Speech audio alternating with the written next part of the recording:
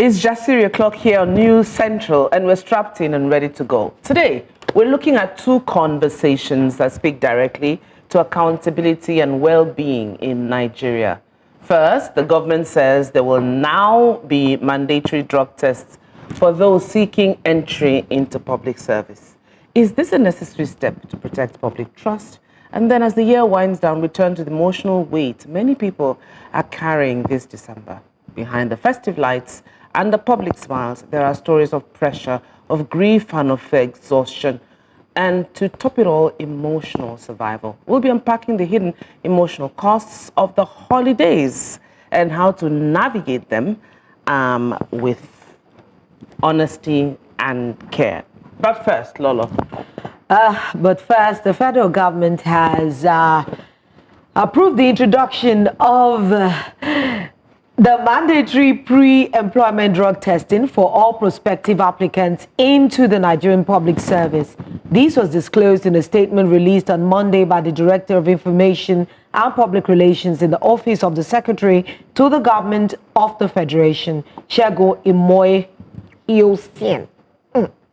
According to the statement, this is a requirement for prospective applicants into the public service as part of the ongoing efforts to curb the rising menace of illicit drug use and its attendant consequences on national development and security. Consequently, permanent secretaries and heads of extra ministerials, departments and parastatals are hereby directed to include mandatory drug testing as a core requirement in the recruitment of new personnel. The directive, which was issued through a service-wide circular from the Office of the Secretary of the Government of the Federation, also instructs ministries, departments, and agencies, including extra-ministerial bodies, to collaborate with the National Drug Law Enforcement Agency, NDLEA, in carrying out these tests in line with the established standards and procedures. The government says the policy is driven by growing concern over the alarming rates of drug and substance abuse, particularly among young people, and the far-reaching consequences this poses for society and national stability. This move is not coming in isolation. It builds on a series of anti-drug measures introduced in 2025. Now, in November, the Nigerian Customs Service mandated drug testing for all incoming recruits and serving officers to strengthen discipline and border security. Earlier in July, the federal government also approved university-wide drug screening, signaling a nationwide push to confront substance abuse at multiple levels. That it is mandatory drug now. Is mandatory drug testing the right step towards building a healthier, more productive public service, or are there deeper issues that still need to be addressed? We're going to get reactions from Nigerians after this break.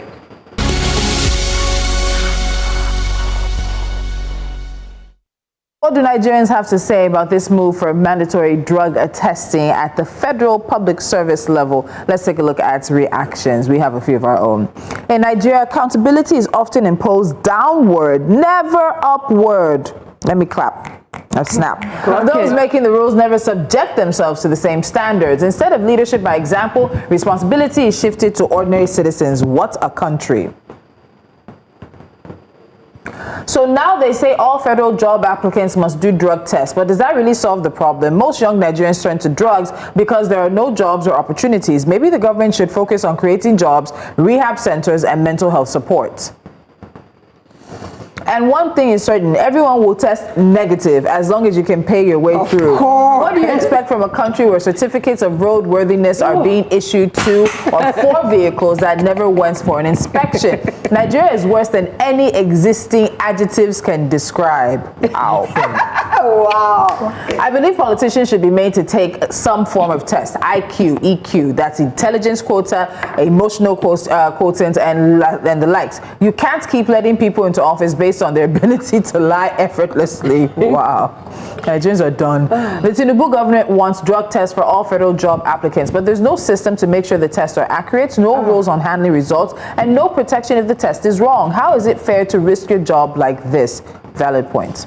Finally, a step towards a cleaner, more accountable public service. Mandating drug tests for all federal job applicants isn't just policy, it's a message that integrity matters. Time to raise the bar and build a government we can trust.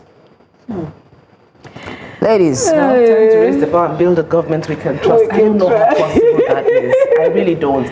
I think we have become so marinated and so superlative in the act of satire. Yeah. And Nigerians are done. Like we don't. I think. Oh my Lord, it's sad. Really, it's something laughable. You know, when you look at this, do the EQ. In our country, what are we really doing? When you see people in uniform with illicit drugs in their hands and you're wondering that, what kind of service is this? And these are even agencies that are supposed to be security agencies, things that you are not supposed to even see. When you are in uniform, I doubt you are supposed to even handle alcohol.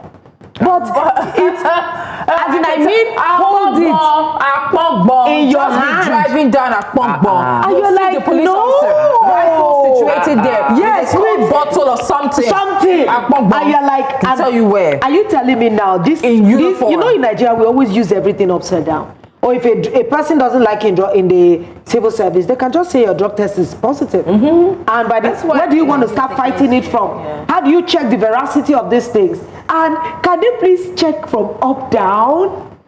Because you are wondering that the people that are issuing these laws, are they going to subject themselves to the same? Even though I know that we have a drug problem in our hands. We have a massive one. Honestly, we do have a massive drug problem in our hands.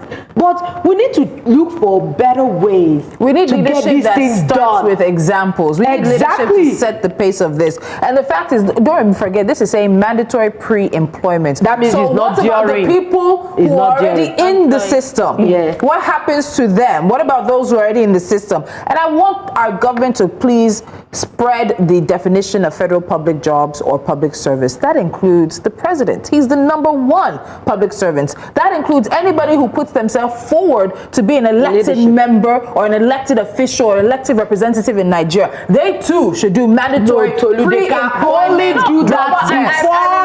If it's by their law, it should be. That means before he takes over the presidency or the vice presidency or the Senate presidency, that's when they would do it. But there are jobs that tell you that they can do random drug testing. We should even make sure that even you do it before employment and you know that there are random drug testings.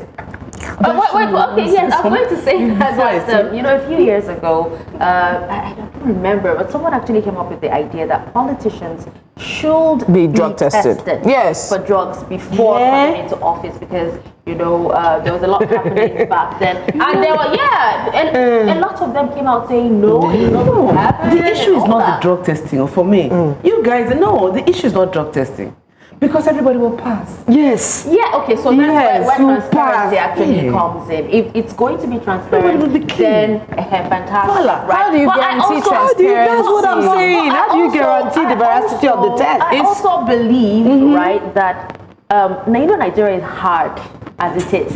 You know, we're just surviving in Nigeria because it's like everything that happens, every negative thing, you know, it's the citizens that it falls on. So some of us would want to, you know, just be in our own space, right?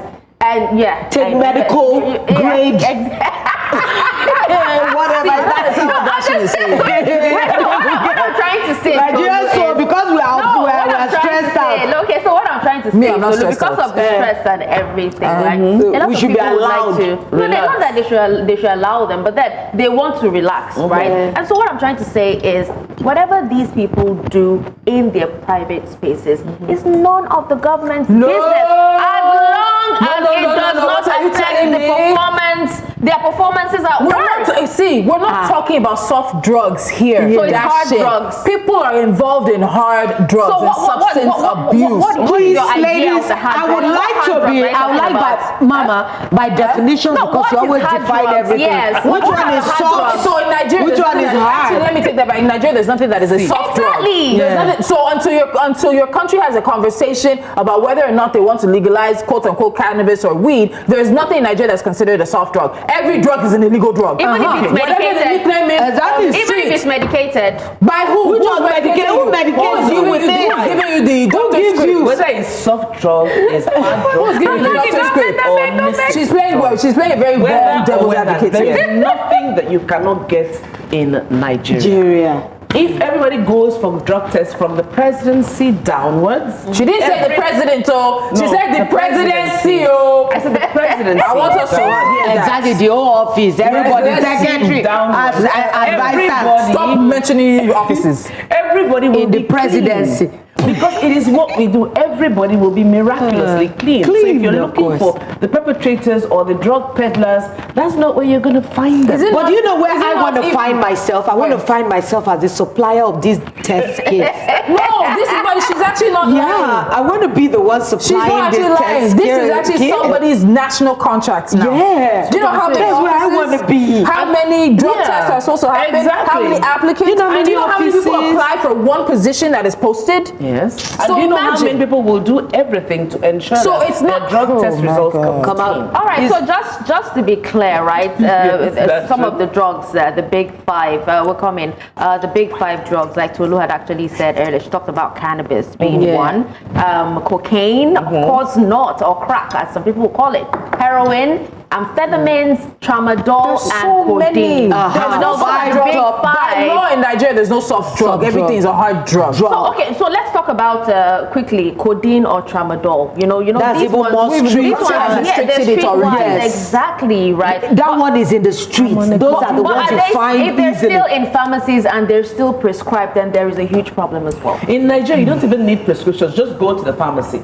And with the straight Exactly. they say that what you want. and You you're people gonna are be muddling the given. Let's waters. take a break. We'll be right You're back. muddling the waters. I don't like it. Soft drugs and hard. So it's not that Definition. said soft drug. No, they're being classified as soft drugs.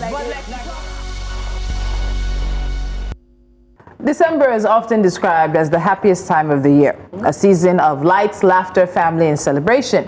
But behind the decorations and festive greetings, many people are carrying emotional weight that doesn't disappear just because it's Christmas.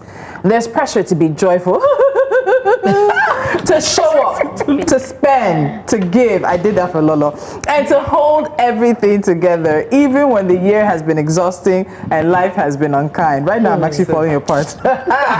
For some, this season comes with grief. Yeah. The first Christmas without a loved one. Yes. The empty seat at the table. The memories that suddenly feel too close. For others, it's loneliness, financial strain, family tension, or burnout after months of pushing through difficult circumstances. I need tissue, this is me. And in a society where happiness is often expected on command, many people end up smiling through December, hiding anxiety, sadness, or emotional fatigue behind festive cheer.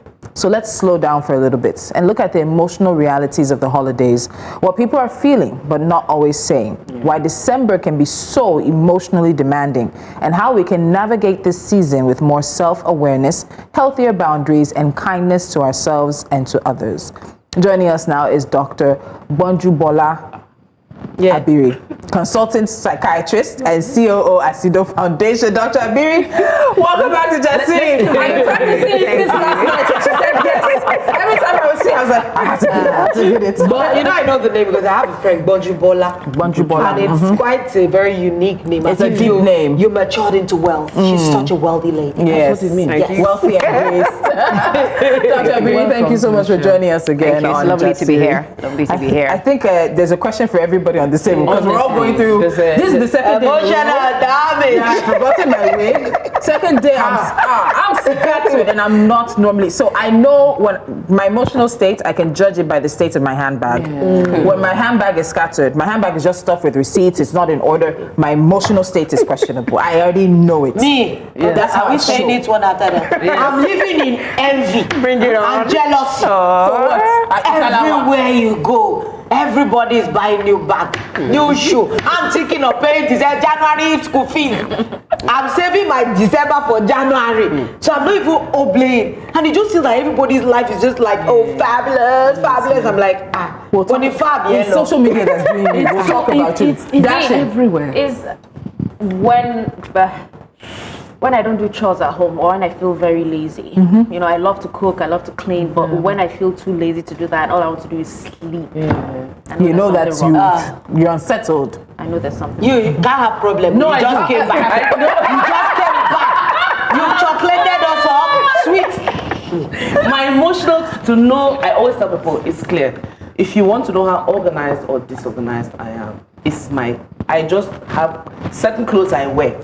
Without thinking, I will just wear them. And listen, I don't want stress, so everybody has that. I have a friend who doesn't like Christmas. He always looks forward to Christmas speeding past. And I asked him why. He said, the emotions that come with it. Tolu had said in the intro, the loneliness, the pressure.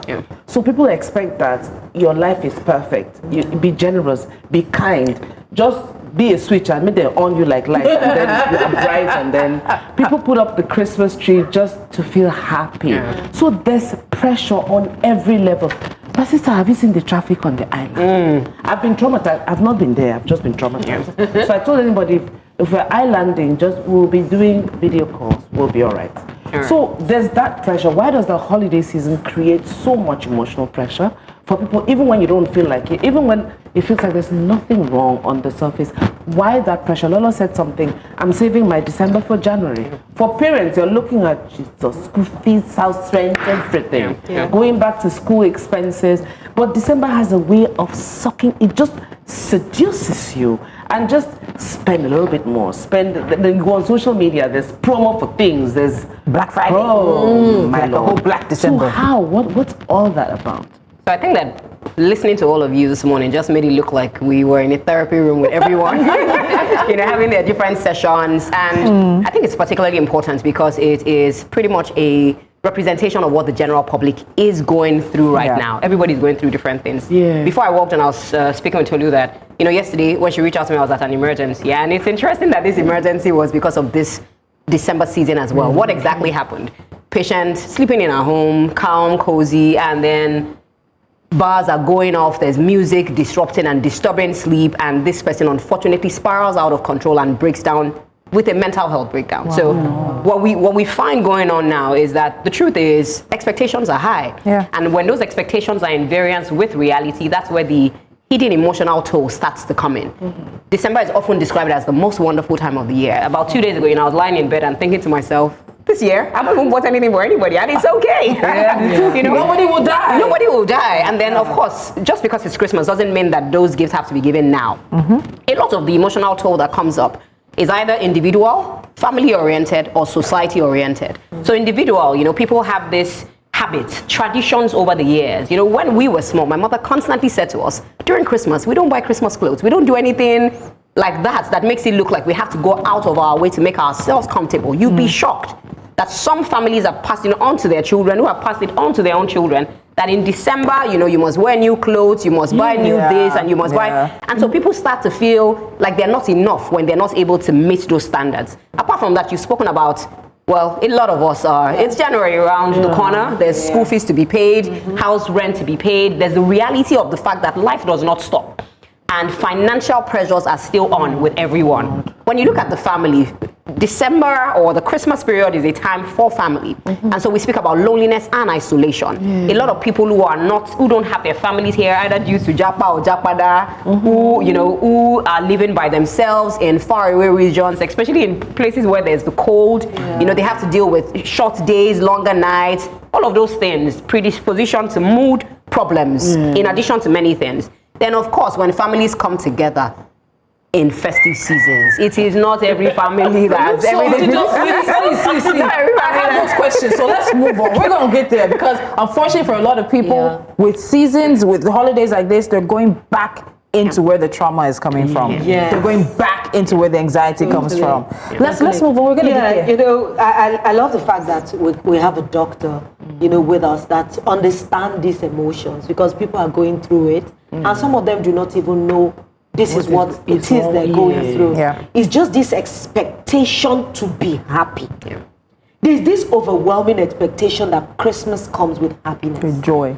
With joy. It's the season of cheer. It's the most wonderful time of the year. Every radio station. It's a song. I know it's a song, but why do we all imbibe it and it has now become like gospel international world and truth? it becomes like an acceptable truth. So if you are on the other side of it, you feel actually off balance. Like, why am I like this? Yeah. So do you want to expatiate for us a little more, maybe in depth, because you mentioned some of the emotions that people feel during this season? Because I just said there is this expectation that you must be happy.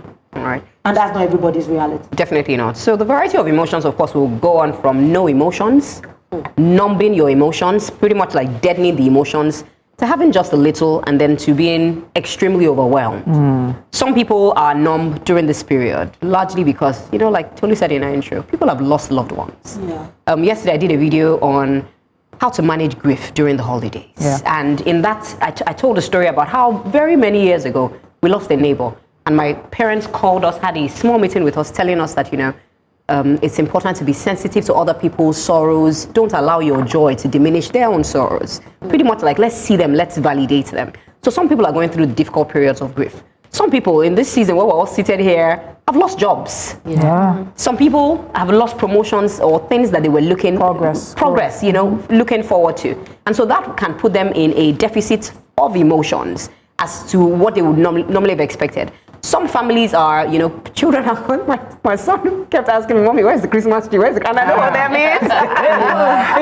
Where are the Christmas presents? Exactly. Now that you put on the tree, I need to put on. So you can imagine families where there's even no tree, family members are not there, or the parents are not, you know, buoyant enough financially to buy them a gift. Then of course you have families where things are not going the way that they should be going. People are unhappy, people are fighting, there's still issues of domestic violence. They are the realities that are constantly going on. And so certain emotional issues that people will focus or struggle with now would include things like self-esteem issues, low self-perception, low confidence, because you appear not to be able to meet the demands that family, you know, has of you. There's certain people that they've always had this culture of, oh, in December I send out this, but all of a sudden, I mean, the math is not mapping anymore. Exactly. The economy is not the usual. And so people can actually either develop new mental health conditions or have a worsening, like, you know, the story exacerbated. People will struggle with things like sleep, like the story I told, eating disorders. I mean, there's so much food and people just want to keep eating. They gouge themselves. Yeah, they gouge themselves. People would also push towards substance abuse because it's available. People are saying, oh, just try this, just try a little. It won't do anything. There's alcohol, a lot of alcohol to go around. And so we're also looking at alcohol use disorders and other substance abuse disorders as well. I usually say that the end of the year, interestingly, is when I get called a lot. It's emergency after emergency, you know. And then some people, of course, they're tired. And we must talk about those people too. Who come to the end of the year, look at everyone with energy. Everyone appears to be bustling with energy. Everyone appears to be talking about their, which is why we must be very careful about how, you know, we talk about our achievements, because some other people feel like they haven't done anything. And so those individuals may consider that, why am I even here? So again, suicidal thoughts may also show up. So I like the fact that you touched on alcohol, because I think too many Nigerians don't see alcohol as a drug. And they don't acknowledge that we have an alcohol problem as well. And end of the year, you're everywhere, you're drinking, you're doing whatever. So it's on the table in front of you. Some people will drink in December what they might drink all year long. Binge drinking. But that's not my question. Lolo mentioned social media earlier, and I quickly want us to touch on that before we move on to something else. And we know that social media amplifies the pressure. It turns celebration into comparison. How big is her tree? How did they decorate? What are the presents? I only know that some of these presents are fake presents. So stage present to make the tree look nice. I just wanted to let you know that. But many people end up smiling through pain, guilt, or anxiety just to meet expectations. So what is the danger in forcing joy instead of acknowledging how you truly feel? What's the danger in using social media as a yardstick at this time of the year? And how does it amplify? How does social media amplify all of this during the festive season? Let's just put the two questions. Well, so for a lot of people on social media, and I think it's important that people realize that social media is not reality. Yeah, It's altered Say it again. Say it again. Social media is not reality. It's altered reality. People will show you what they want you to see. Yeah. I remember taking a picture many years ago. I went to see my grandma, and the person taking the picture took a picture. I was wearing slippers. I was like, no, just the lower part. Cup me. People will show you what you want to see, or what they think that is convenient for you to see. Absolutely. And so, if you then are on the other end of the screen, looking through and allowing yourself to be peppered, allowing yourself to be tensioned, just because you think that is someone else's reality, then you need to check in with yourself. It's a mask. A lot of us wear masks. Yeah. And then when the performance is over, a lot of what people do is very performative. Oh, oh, my tree just came in from the UK. Oh, I'm going to design my tree with this. I'm going to put on the best lights. Meanwhile, when you put the key in your lock and you open that door and you on the lights and close the door, you know that it's you, yourself, and you. Yeah. Then reality sets. Yes.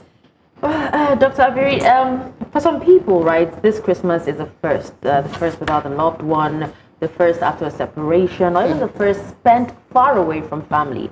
Now, while the world celebrates togetherness, grief can also feel louder and even more isolating. Loneliness can creep in even when people are surrounded by others. So let's talk about that now. Why do grief and loneliness often feel heavier during the holiday season? Well, you said it very rightly. Grief amplifies, the holidays rather amplify grief. It's a time when everyone is stopping. Everyone is with their families. Everyone, and then reality sinks in. That this one person, imagine being seated at a table for Christmas lunch or Christmas dinner, or having to go out with family and friends, and everyone appears to be coming with their own partners, but somehow in your own life, in your own corner, someone is missing. 2 weeks ago I had to write an article, and when I told the editor this is what I wanted to write about grief during the holidays, he said, oh, is it that important? And I was like, do you know that 2 people spoke to me this week, 2 different locations, they both lost brothers. I don't know how many people have lost, clearly people have lost loved ones. Yeah. And it's important that we also stop to acknowledge those people even as we celebrate. Yes. It's lonely even when people have people around them. And loneliness is not a factor of how many people you have around absolutely. you. It's about how you feel within yourself, how many people you can reach out to in your time of pain and distress to give you comfort with whatever it is that you're going through. So the holidays, because they're quiet, because people are sitting with their families, people are going on with their own plans, it will amplify grief. People will feel it more. People will feel it more because life appears to be going on regardless of what struggles that individual is going through. And I think it's also a societal thing, because I often look at it when somebody is grieving, especially in Nigeria, we tell them to dull their grief. We expect them. We don't allow people. No, it's true. Especially, I can talk for Yoruba people. We don't allow people typically to express their grief. We'll tell them to be strong for family members or themselves. Don't cry too much. Don't ekinika. And then you just find that that's how we just follow the line. And even when somebody is grieving, they'll now be telling you, oh, is God's... See, all those platitudes. That's not what people who are grieving really want to hear at that time. Is God's plan. Don't kinika. Don't question God. Just enjoy please just leave me alone. Not leave me alone, because I experienced it twice with my sisters. It's not to say don't leave me alone and don't comfort and condole with me, but I appreciated the people who came and sat with me for hours and did not expect me to either entertain them or talk to them or to be talking about memories or things. I think we need to learn how to grieve with people and how to support people. So that's the question I'll ask you now. For someone who's spending their first Christmas without a loved one, what are the emotions they should expect? And then how do friends and other family, how do they support them in this very pivotal moment? Right, so it's particularly important that people realize that grief is entirely normal. It's an entirely normal response to a loss. And so people will grieve differently and at their own pace. Sometimes it's silence. I don't want to see anything. Sometimes it's tears. Sometimes it's a heaviness in a part of the body. Sometimes it's the weirdest of reactions. I remember sitting with a client who told me that in her grief, she went to a party. And that when people saw her, that they were shocked and they were like, you're not supposed to be doing this. So again, the expectations that society has. It's important that people realize that there's no right way to grieve.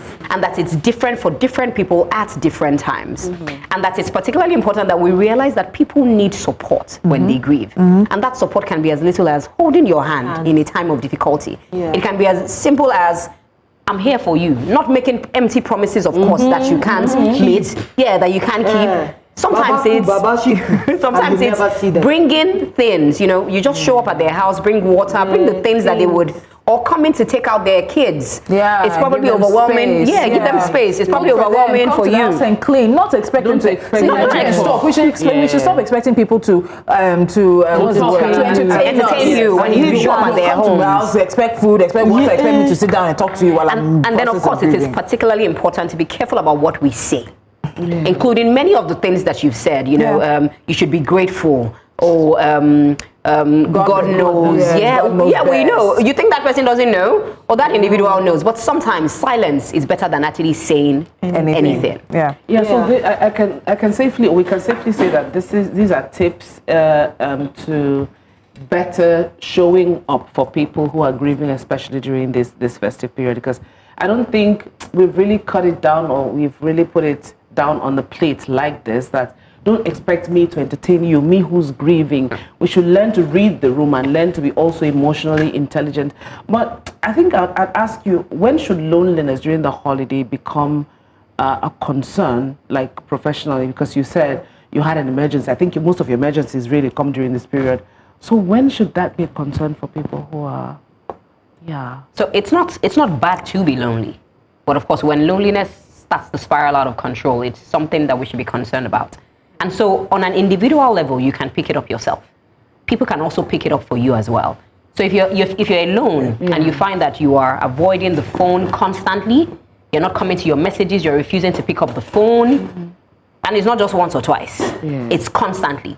Again, it's a variation from what you would normally do. So what is your norm? And then what is the deviation that we're beginning to see now? So ignoring messages, not picking up phone calls, not appearing at social events like you probably would have, always done, and then refusing to see people, even when, they reach out to you. Yesterday, I sent a message to someone, and I showed it to my husband, and I was like, I've sent messages over the past week to this individual, and this person is not responding. I'm worried. I'm concerned. Because prior to now, that individual was struggling. And if I keep dropping these messages and I don't get a response, then it's something for me to be concerned about. And then all of a sudden, a message pops up.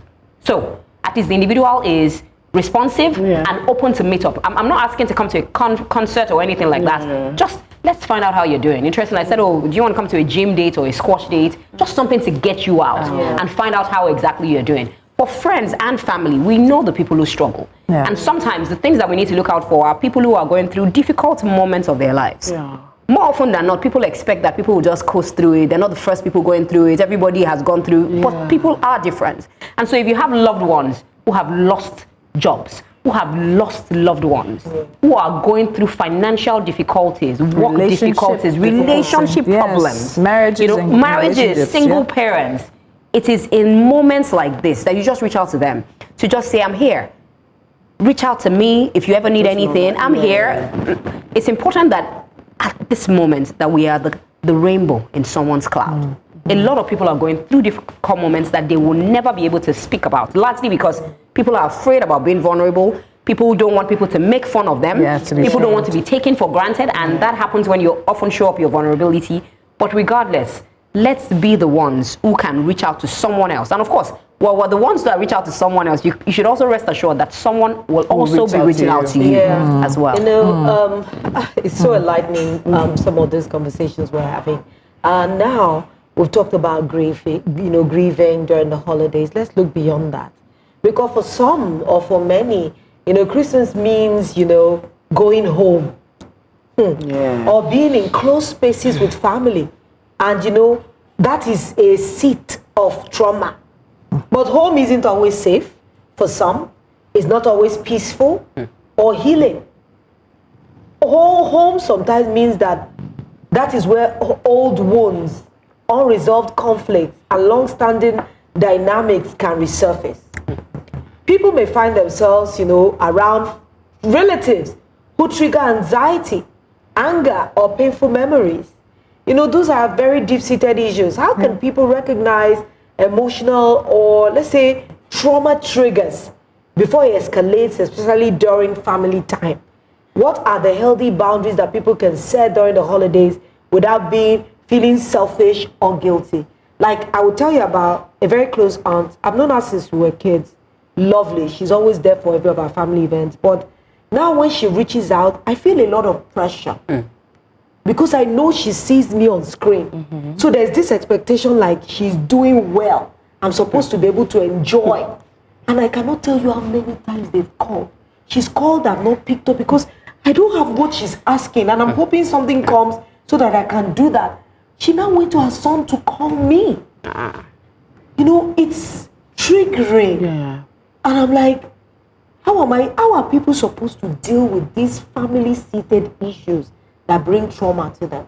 So families need to be realistic and start understanding that perception is not reality. I mean, just because I see you on TV, on billboards, and you know, sometimes some of us need to soften what we even put out on social media, because whether you like it or not, you're being profiled. People are looking at you. Oh, she's changed her hair, she's changed her shoes, everything is going on okay. Profiling you. People are profiling you. So aside from family, of course, dangerous criminals also profile you on social media. But key thing, people must realize that perception is not reality. That's number one. Number two, family will trigger people.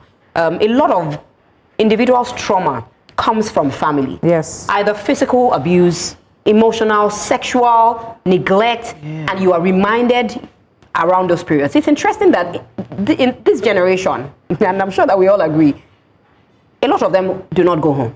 Of course. They'll keep to themselves, and that's it's a way of protecting themselves. Protecting yourself. It's a coping strategy. If you don't need to, then don't go. But some people will still have to go home.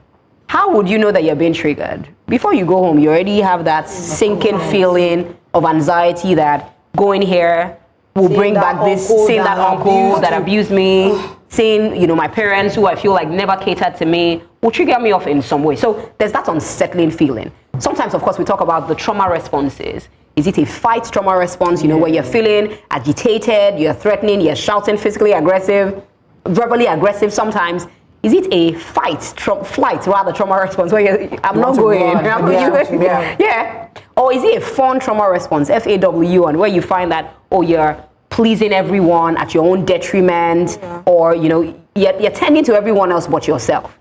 These triggers will come on. The first thing I would say is if you don't need to go home, then don't go. If there's somewhere else you can go to, find somewhere else to go to.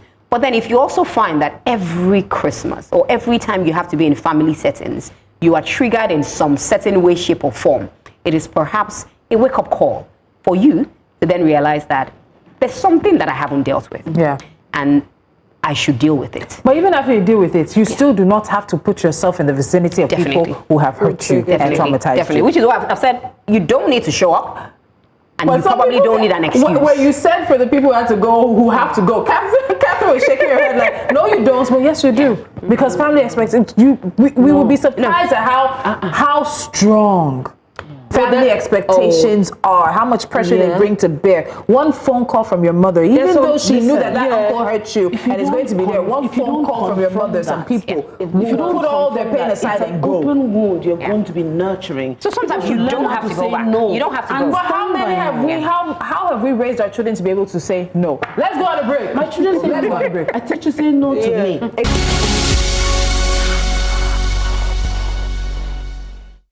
I blocked 5 family members on WhatsApp. I blocked them on Instagram. I have no shame in it. You will not come and pressure me. Whether it's January, it's February, all the way through the year. But anyway, by December, many people are simply tired, mentally, emotionally, and even physically. It's been a long year, yet the holidays often demand even more energy. Oble. Anyway, there's pressure to finish strong, show up everywhere, and plan ahead for the new year. Do you have New Year's resolutions yet?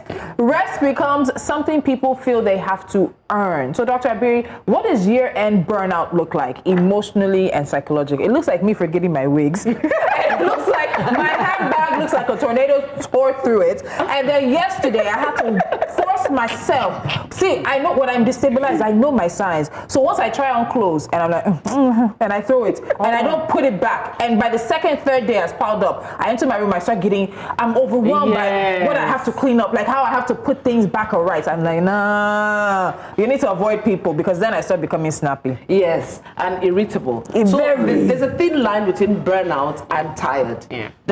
Some people don't even recognize the difference. I'm burnt out, yeah, I'm tired, I'm irritable. No, just talk, follow me, talk. I beg, my blood is hot. We say that a lot, but also what we say when we're tired. So, in addition to that, I'm sorry about today. You can't snap at anybody. You just came from vacation. What is it? Jealousy is doing you. She agreed. I never lied. And she brought the most lovely candies to feed us with. No, I can't be upset now, but still. Definitely, it's a holiday burnout is real. And it happens again, we're going back to the beginning. Expectations and reality. There's so much expected of the season. There's so much that people are looking up to us for. And unfortunately, if we don't meet it or they don't get things from us, we start to question ourselves, question our worth, and question our purpose as well. Some individuals, of course. So at the end of the day, what should you do when you have holiday burnout? Or how do you even identify it? What I'll tell you is, first of all, it affects your quality of life.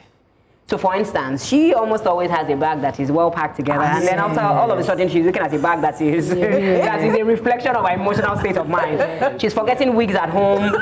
What does it look like for different people? You know, yesterday I was attending to an emergency at the hospital. I got home, someone came to visit, and it's like, well, I'm just coming from this person's birthday. I'm like, no, it's today. You forgot. I forgot. I actually did forget. So doctors do forget. I mean, it's okay. It's human. So first of all, understand that when you're tilting between tired, overwhelmed, and getting burnt out, it would affect your quality of life. Your ability to deliver, your ability to get certain things done, your ability to show up, even at work sometimes. Then of course, your level of distress starts to increase. And you may find that you're struggling with things like sleep, appetites, relationships. And with relationships, of course, you find that you are cranky, you're irritable, you don't want to talk to anyone, you're isolating, you're withdrawing. That might actually be the signal to show that things. So again, biological functions suffer, sleep, appetite, including sex. So in the other room, you may not even be performing as well as you should be performing. But in addition to that is the fact that your quality of life before your eyes, the things that would ordinarily be, you know, on autopilot mode, you start to find that you struggle with them, including not being able to pick out the clothes that you would normally wear on a regular basis. Wow, very interesting. I wish we had a longer time, you know, but when you're having very purposeful and, you know, very interesting, deep conversation, it's just as if the time is flying past, and where did all the time go? I know you've been sharing some things of late, you know, recently on your social media, you know, things to avoid during the holidays. It's very important that people know some of these things, or the oblate season. Where Tolu has been doing oblate without us, you know, and now she's complaining of burnout and all those things. My enjoyment quota was reaching the roof. But I still have an event today. You know, so tell us some of this list, because a lot of people out there would benefit of the things that, you know, we can do or not to do during this season. All right, so the things to do. Like, I'm so tired of people with, you know, pajamas shoot. So first of all, the things to do. You're a hater. Yeah. Be self-aware. Self-aware enough to know what my triggers are and what I should avoid. It's important to also practice gratitude and understand that everyone else's Christmas doesn't have to look like the Christmas that yours has to look. You know, people ask me, so what are your plans for Christmas? I'm like, I've always liked a quiet Christmas. And this year, that's how it's going to be. I will wake up, I'll make chicken. Whoever wants to eat can, you know, help themselves. Probably sit down and talk about, there's no pressure to do anything, just the way the world does it. So do you.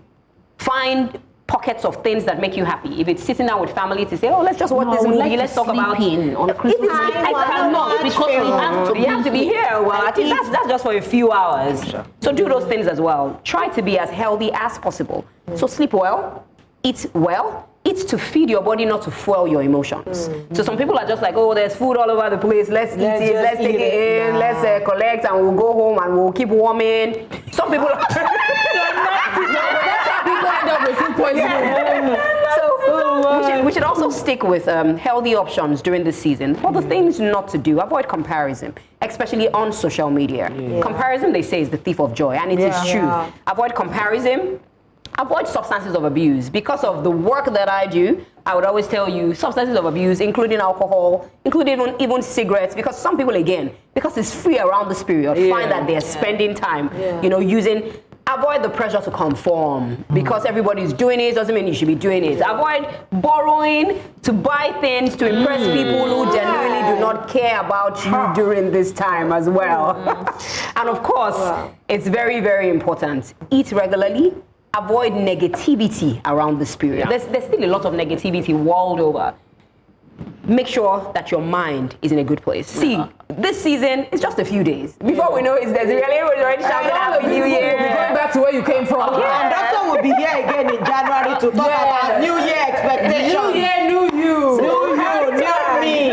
So, if there's anything else that should pressure you, don't let it be you. Yeah. And of course, reduce as much as possible how you allow things in your environment to pressure you as well. You have to sneak it in, Nini. Yeah, you did not just hear them. Well, no, I just wanted to say that sitting down here, I feel really exhausted. I remember asking Tolu if Jasiri would be going on a break, on a holiday break. I am. Yesterday, I was feverish after I slept in the afternoon, and you know, I am really, really exhausted. And she I fed just us slept, chocolate. but it's true. I went home and I slept for the first time in the afternoon. That's how I knew. No, you're tired. you're tired. I slept for the first time in the afternoon. I think everyone, months. I think what I've learned over the years is because I know me a lot now. Yeah. I didn't know me here when I was much younger. Yeah. I think I became more aware of who I am now. Like now I'm allowing my daughter live a little. Yeah. I just told you what she wanted and I wasn't against it. And you're gonna but give me, before, I would have used religion to destroy her expectations. You people are going clubbing together now. Of course, I want to do the things she wants to do. And I'm allowing her to be able to express We can go together. herself a little. And I found out that if everybody just knows that,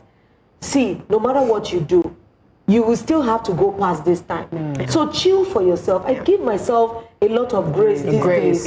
Even though I work hard, I'm a very hardworking mother. Yes, she is. Do you know sometimes I look at the mirror and I tell Motunde, you are doing very well. Clap for yourself. You are doing so compare well. yourself. Yeah. When I saw my children and all the clothes my sister brought for them from England, I know my sister matched me, but I did match her budget half. And I could see their joy because I prepared ahead for them. So if you've learned to stay in your own lane and know that, okay, this race I'm running is just me. It doesn't mean everybody has to run the same. It doesn't mean I'm not pressured sometimes, but I understand the emotion and I don't let it get the best of me. I think that's how Take us out, Scott. So, Dr. out. Thank you so much for being here, because as we come to the end of this conversation, it's important to remember the holidays don't just come with a single emotional script. Not everyone will feel joyful, excited, or complete this December. And that doesn't mean they feel at Christmas. For some, the season is about holding on, finding quiet moments of peace, or simply making it through the day. If you're grieving, exhausted, overwhelmed, or feeling disconnected, you're not alone and you're not weak for feeling this way. The pressure to perform happiness can be heavy, but your mental health matters more than appearances. We gotta go now. Thank you so much for sticking it out with us. See you tomorrow.